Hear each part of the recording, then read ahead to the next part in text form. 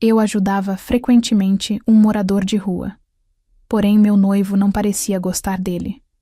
Uma noite ele bate na minha porta desesperadamente e grita: "Você tem que sair da casa! Wanda, você tem que parar com isso!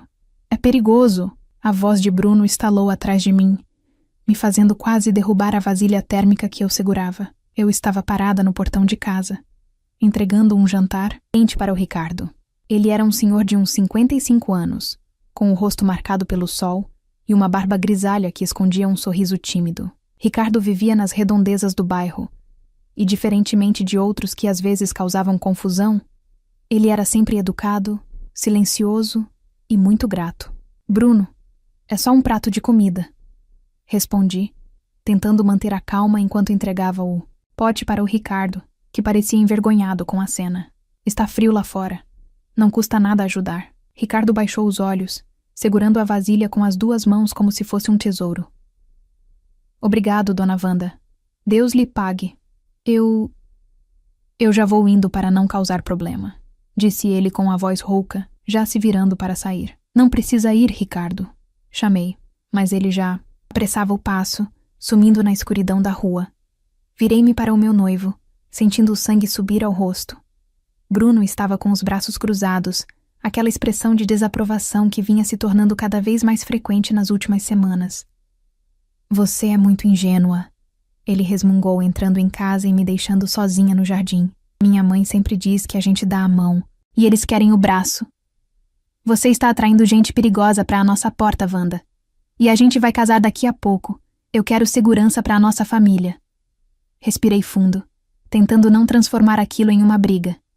Eu amava o Bruno. Ele era trabalhador, organizado e parecia me amar também. Estávamos nos preparativos finais do casamento e o estresse era natural. Mas essa implicância com o Ricardo eu não conseguia entender. Para mim, ajudar o próximo era o básico. Nos dias seguintes, a rotina continuou. Eu trabalhava em casa fazendo meus artesanatos e sempre que sobrava comida do almoço ou do jantar, eu separava uma porção. Ricardo nunca pedia nada. Ele apenas passava. Às vezes varria a calçada de algum vizinho em troca de uns trocados e aceitava minha ajuda com um sorriso que iluminava seus olhos tristes. Foi numa tarde de terça-feira que as coisas começaram a ficar estranhas. A mãe de Bruno, a dona Márcia, veio me visitar. Ela era uma mulher impecável. Cabelos sempre arrumados, roupas elegantes, perfume caro. Desde que fiquei noiva do Bruno, ela se mostrava um amor de pessoa. Vivia me trazendo presentes para a casa nova, dava opiniões sobre a decoração da festa e me chamava de minha filha. "Wanda, querida", ela exclamou, descendo do carro estacionado em frente ao meu portão. "Trouxe aquele jogo de toalhas que te prometi. Vai ficar lindo no banheiro social." Abri o portão sorrindo. "Obrigada, Márcia. Você sempre pensa em tudo. Entre, vou fazer um café." Enquanto ela pegava as sacolas no banco de trás do carro, notei um movimento do outro lado da rua. Era o Ricardo. Ele estava recolhendo algumas latas em um saco preto. Quando ele levantou a cabeça e olhou para a minha direção, ele congelou. Eu nunca tinha visto uma expressão mudar tão rápido. O rosto tranquilo do Ricardo se transformou em uma máscara de puro terror e choque. Ele soltou o saco de latas no chão, fazendo um barulho metálico que ecoou na rua silenciosa. Márcia, que estava de costas para a rua, virou-se ao ouvir o barulho. Ela ajeitou os óculos escuros e olhou brevemente na direção dele com um ar de desprezo. "Credo, esse bairro está ficando mal frequentado, hein, Wanda?" comentou ela, sem dar muita importância, e entrou no meu quintal. Mas Ricardo não, tirava os olhos dela. Ele estava pálido, como se tivesse visto um fantasma. Ou pior, ele deu um passo para trás, tropeçando nos próprios pés, e se escondeu atrás de uma árvore, tremendo visivelmente. "Ricardo, está tudo bem?" gritei da porta preocupada. "Vamos, querida, deixa esse homem para lá." Márcia me puxou suavemente pelo braço, fechando a porta da sala. "Não dê confianças. Bruno me contou que você alimenta esses tipos. É perigoso, viu? Dentro de casa servimos o café." Márcia falava sem parar sobre o buffet do casamento, sobre como o filho dela merecia ser feliz, sobre como ela havia batalhado a vida toda para criar o Bruno sozinha depois que o pai dele, segundo ela, os abandonou sem deixar um homem. São complicados. Wanda, dizia ela bebericando o café. O pai do Bruno foi um canalha. Sumiu no mundo. Eu tive que ser forte. Por isso protejo tanto o meu menino. E você tem que cuidar dele também. Pare de trazer gente estranha para perto da casa de vocês. Eu concordava com a cabeça. Mas minha mente estava lá fora. A reação do Ricardo não tinha sido normal. Ele não parecia um homem perigoso ou louco. Ele parecia alguém que estava com medo. Muito medo. Naquela noite, quando Bruno chegou do trabalho, o clima pesou de vez. Minha mãe me ligou, ele disse, sem nem me dar um beijo de oi. Disse que foi super mal recebida na porta, que aquele mendigo estava encarando ela de um jeito agressivo. O quê? Fiquei indignada. Bruno, isso é mentira. O Ricardo só deixou cair umas latas. Ele ficou assustado, na verdade. Ele nem chegou perto dela. Você sempre defende esse homem. Bruno explodiu, batendo a mão na mesa. Wanda, eu não quero mais saber. Acabou. Se eu vir você dando comida pra ele de novo, a gente vai ter um problema sério. Minha mãe ficou nervosa. Disse que ele tinha cara de bandido. Ela conhece a vida, Wanda. Ela sabe identificar gente ruim. Fiquei em silêncio, engolindo o choro.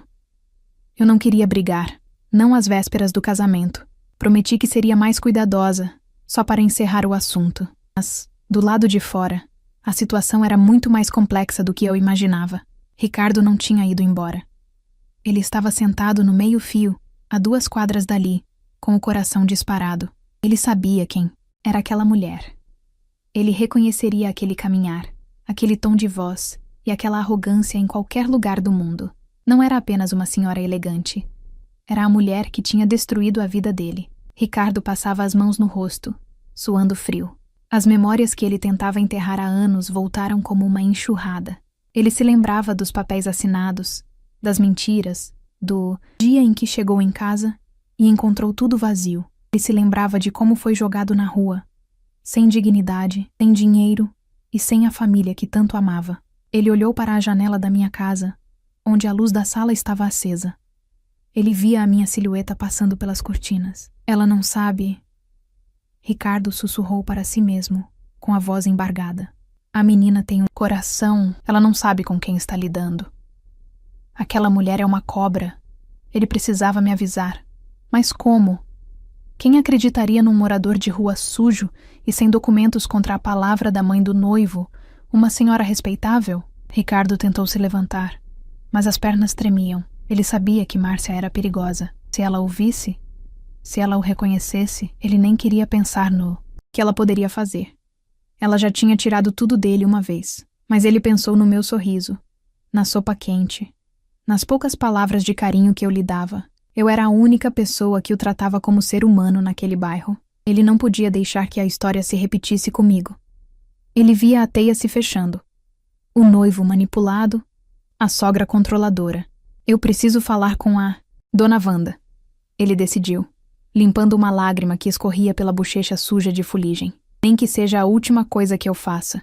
Enquanto isso, dentro de casa, Bruno dormia pesado. Eu olhava para o teto, com uma sensação ruim no peito.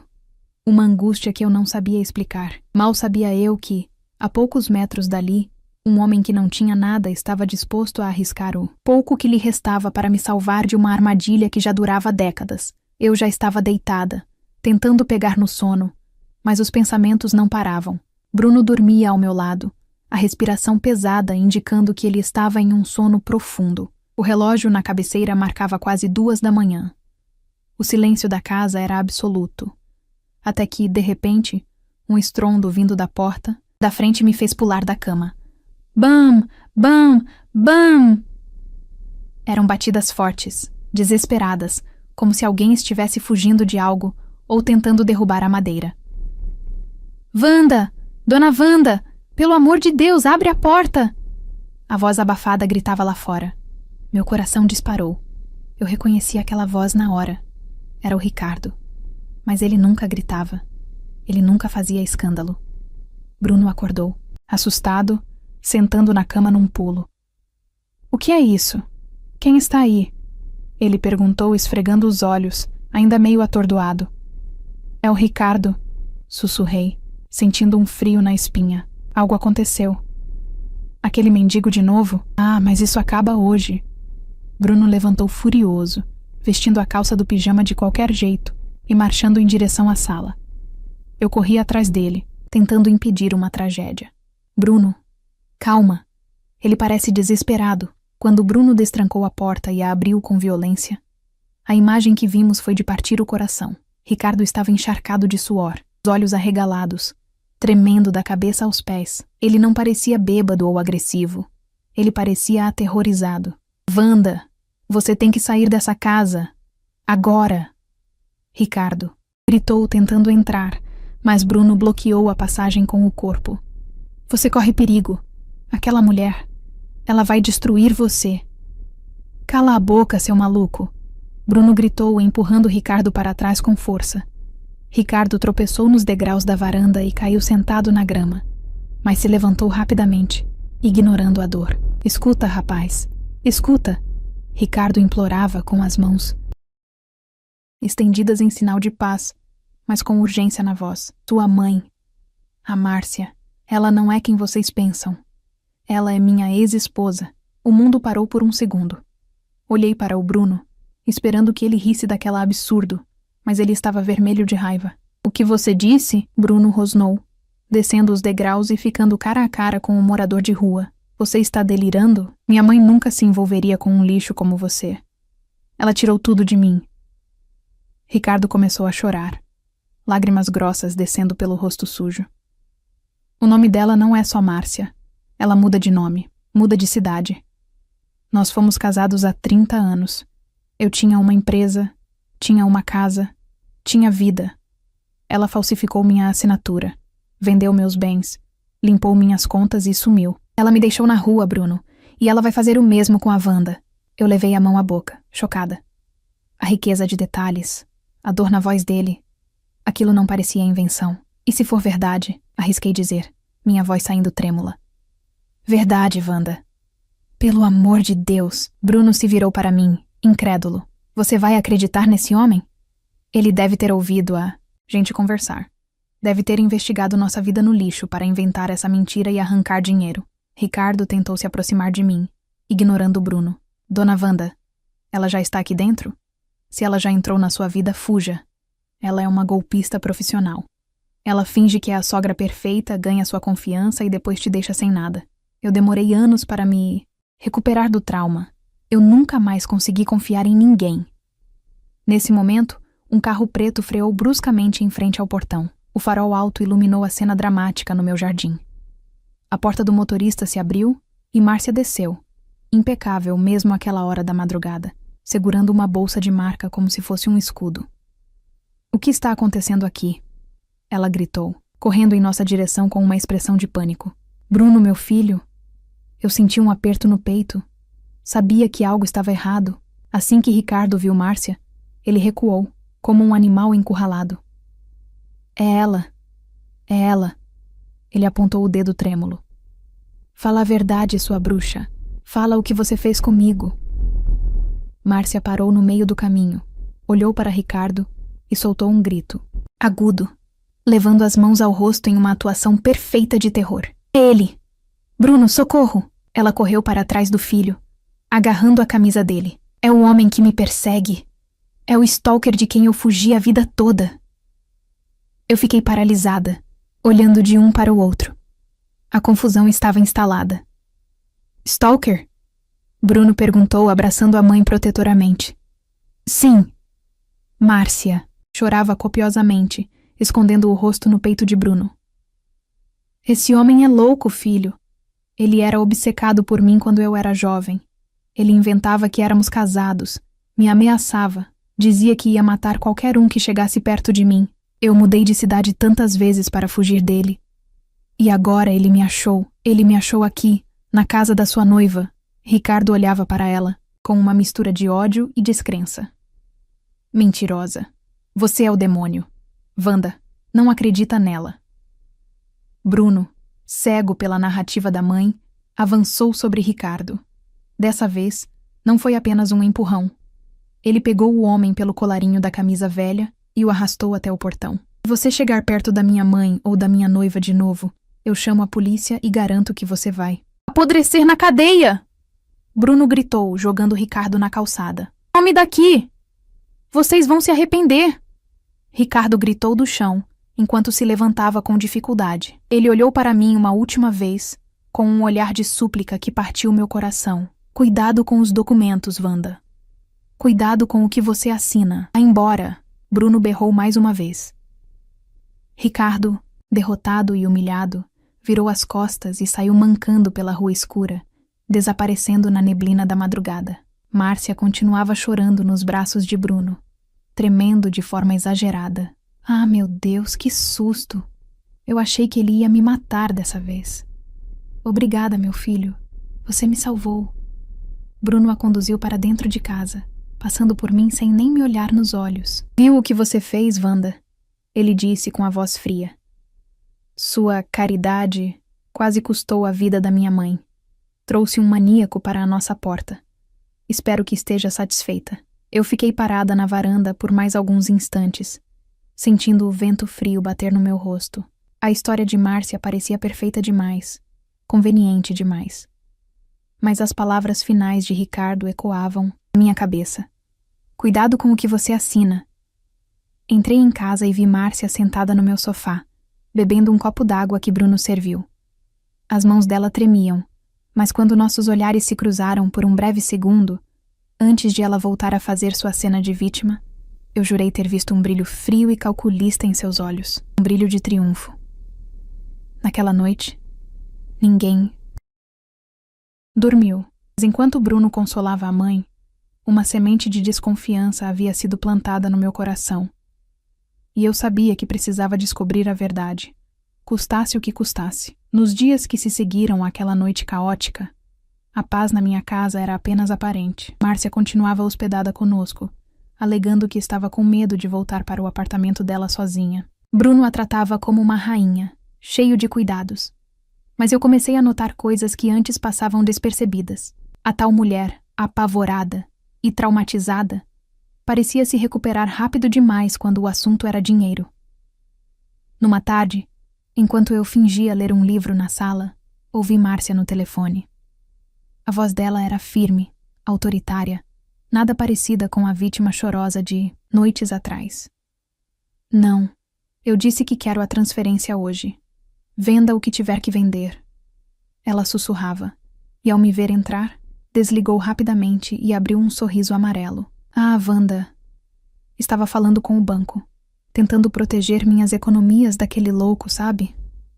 Aquilo acendeu um alerta vermelho na minha mente. A história não batia. Se Ricardo era um morador de rua sem recursos, como ele poderia ameaçar as contas bancárias dela? Decidi que não podia mais ficar parada.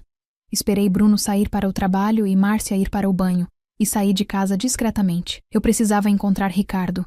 Meu coração dizia que ele não era o vilão daquela história. Encontrei-o perto de uma praça, a alguns quilômetros do nosso bairro. Ele estava sentado, num banco, com uma pequena mochila surrada no colo. Quando me viu, ele se levantou, pronto para fugir, mas eu levantei as mãos em sinal de paz. Ricardo, eu vim ouvir.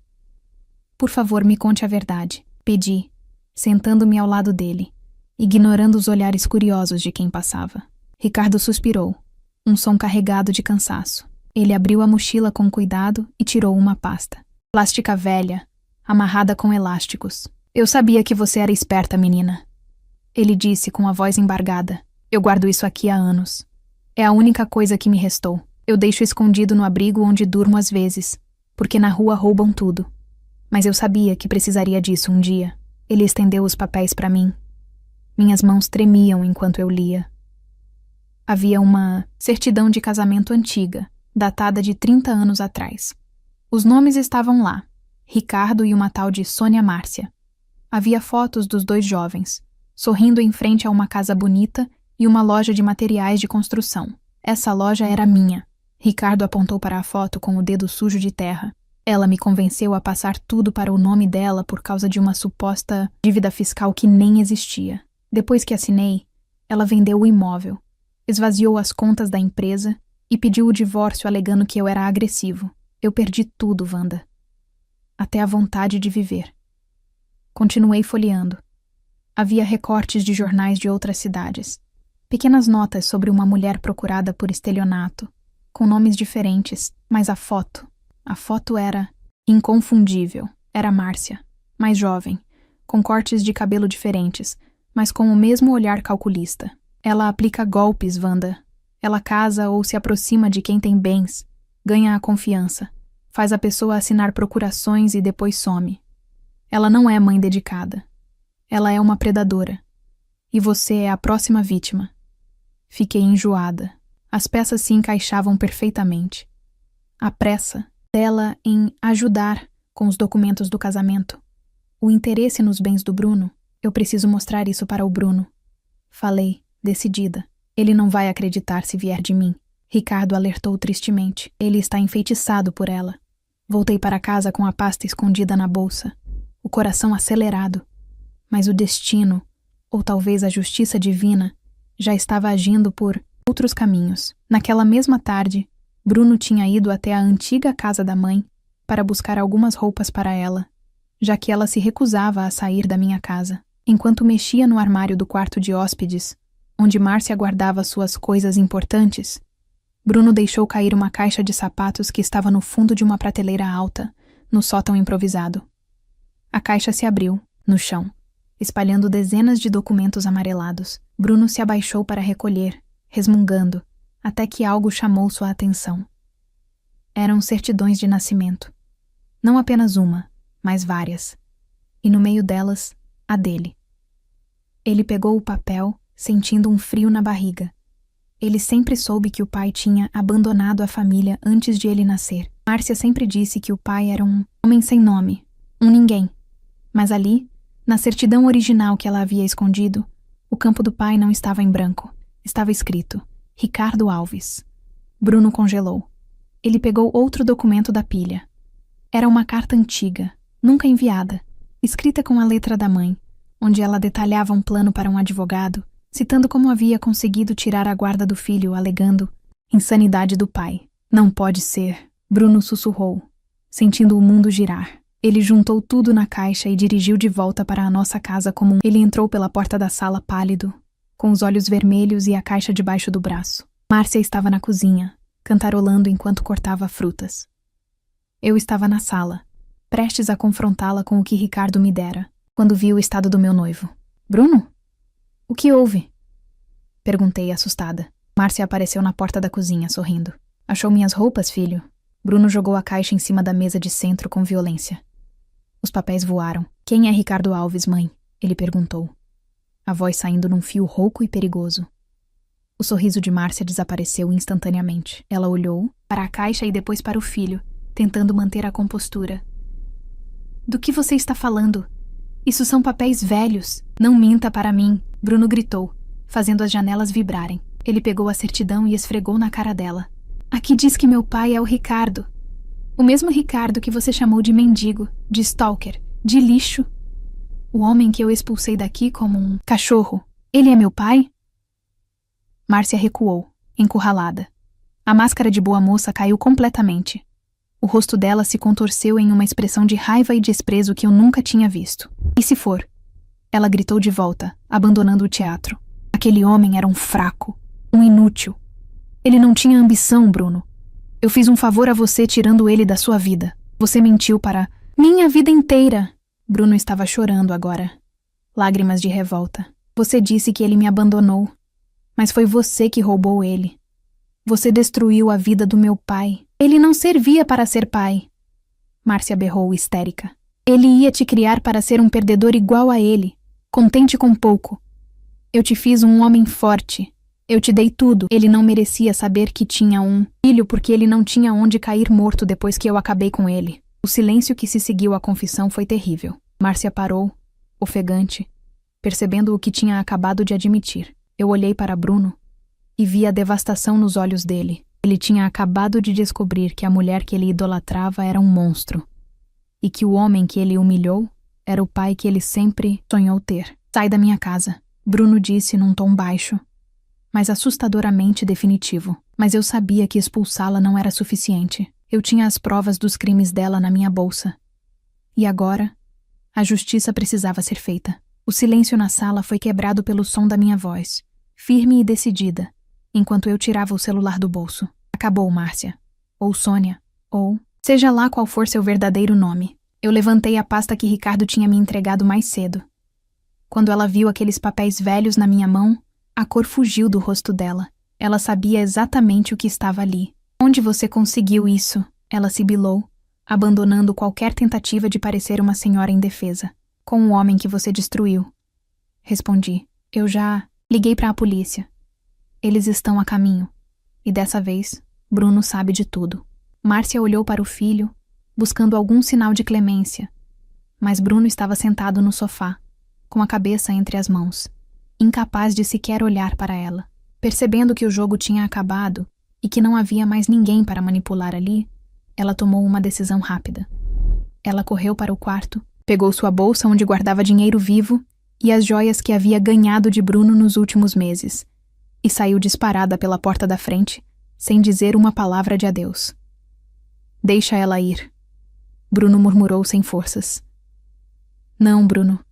Ela não pode escapar de novo. Não depois do que fez com seu pai e com tantas outras pessoas. Eu disse, indo até ele e segurando sua mão.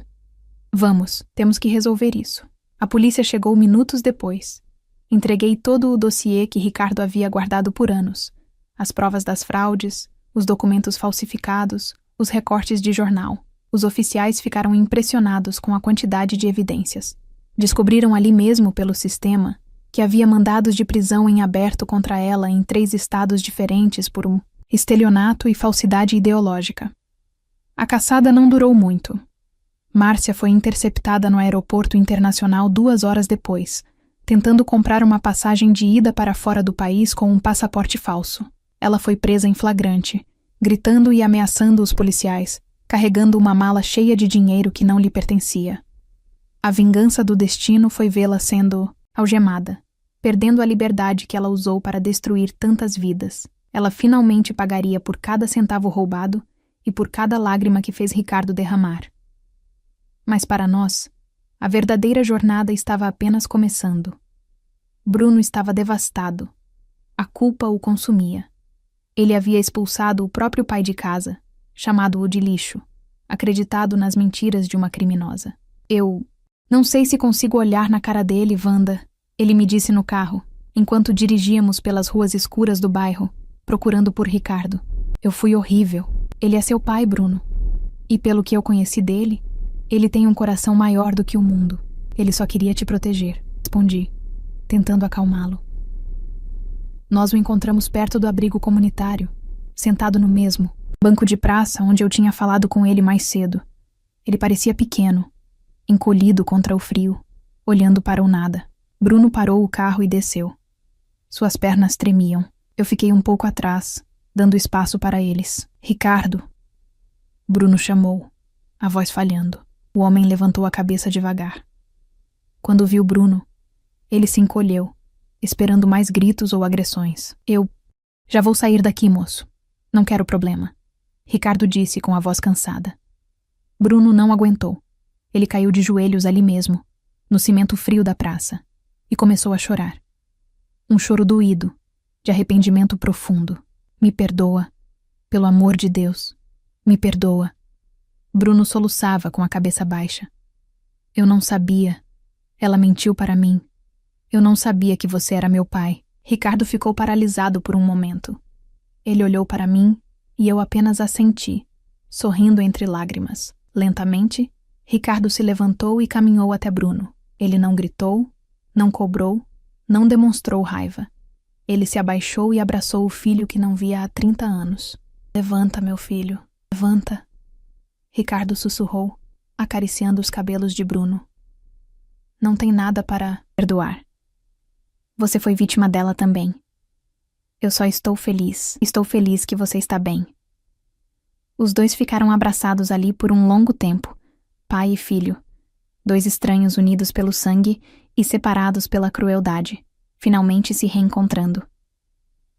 Nos meses seguintes, nossa vida mudou completamente. A primeira coisa que fizemos foi adiar o casamento. Bruno e eu concordamos que não havia clima para a festa. A prioridade era curar as feridas da família. Usamos o dinheiro que estava guardado para a cerimônia para algo muito mais importante. Alugamos um apartamento pequeno, mas aconchegante e todo mobiliado, para o Ricardo. Foi a primeira vez em anos que ele teve uma chave para chamar de sua, um chuveiro quente e uma cama limpa. Bruno conseguiu um emprego para ele na portaria do prédio da empresa onde trabalhava. Ricardo era orgulhoso e queria trabalhar. Queria se sentir útil novamente. Ver o Ricardo barbeado, vestindo roupas limpas e sorrindo, era como ver outra pessoa. Ele tinha uma dignidade silenciosa que a vida nas ruas não conseguiu apagar. A relação dele com o Bruno foi construída dia após dia. Não foi mágica.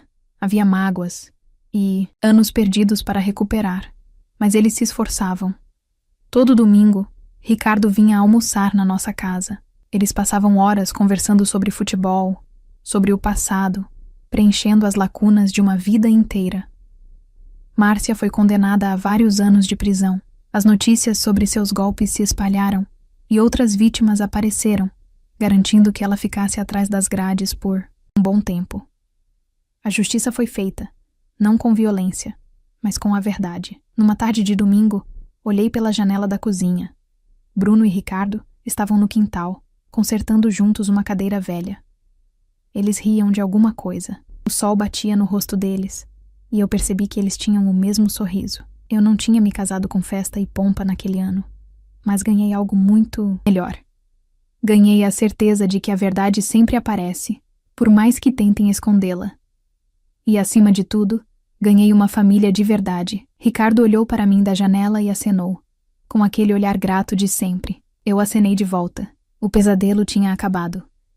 E a vida, a verdadeira vida, estava apenas começando para todos nós.